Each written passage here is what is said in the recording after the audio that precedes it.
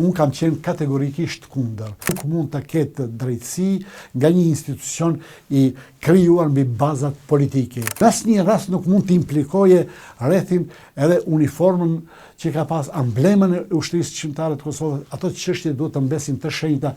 Bardhyli në qoftë se ban ndonjë gabim të mëvonshëm, ban përgjegjësi individuale si Bardhyl dhe nuk mundesh ti të nxjerrësh konkluzione se Bardhyli bëri këtë dhe ja çka kanë bën ushtarët e UÇK-s.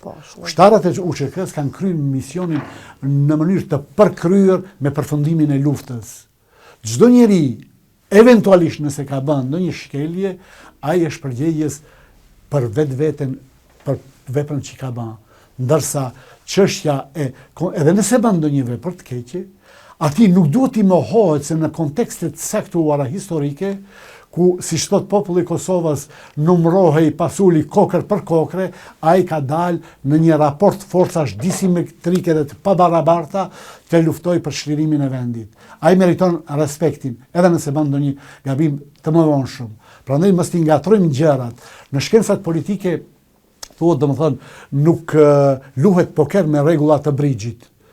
Secila fushë ka rregullat specifike, ka përcimi nga një fushë në fushën tjetër, bart me vërtet përgjegjësitë e atij që me vetë dije ndron fushat. Po në asnjë rast nuk mund të implikoje rrethin edhe uniformën që ka pas amblemën e ushtrisë shqiptare të Kosovës. Ato çështje duhet të mbesin të shenjta për çdo shqiptar që ka ndjenjë kombëtare. Dhe çdo shqiptar duhet të respektojë kontributin e çdo njeriu që ka dhënë gjatë luftës shqiptare. Me mbylljen e kapitullit, pastaj janë çështjet e perceptimeve edhe orientimeve, qofshin ideologjike, politike, personale, se sot ushtarët e ushtrisë shqiptare të Kosovës kene për të gjitha forcat politike të shpërndara, edhe të gjithë edhe jashtë forcave politike që nuk marrin pjesë në atë hapësirën partijake, por çdo njeri meriton respektin për atë periudhë që ka mbyllur.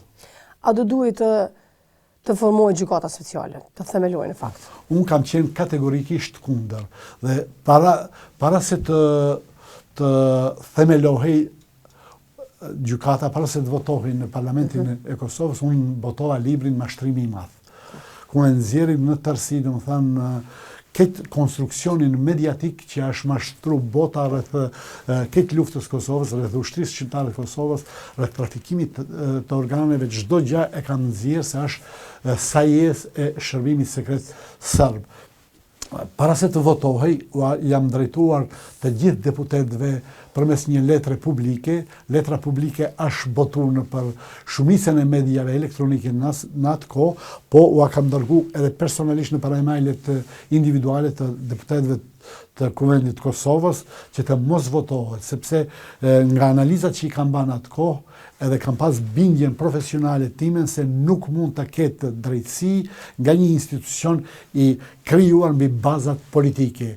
Orientimet ideologjike dhe politike përcaktuan, domethënë, çështjen e krijimit të kësaj gjykate, domethënë kam qenë kundër të gjitha atyre pretendimeve se duhet ta zbardhim UÇK-n për atë që përflitet edhe që i mvishet.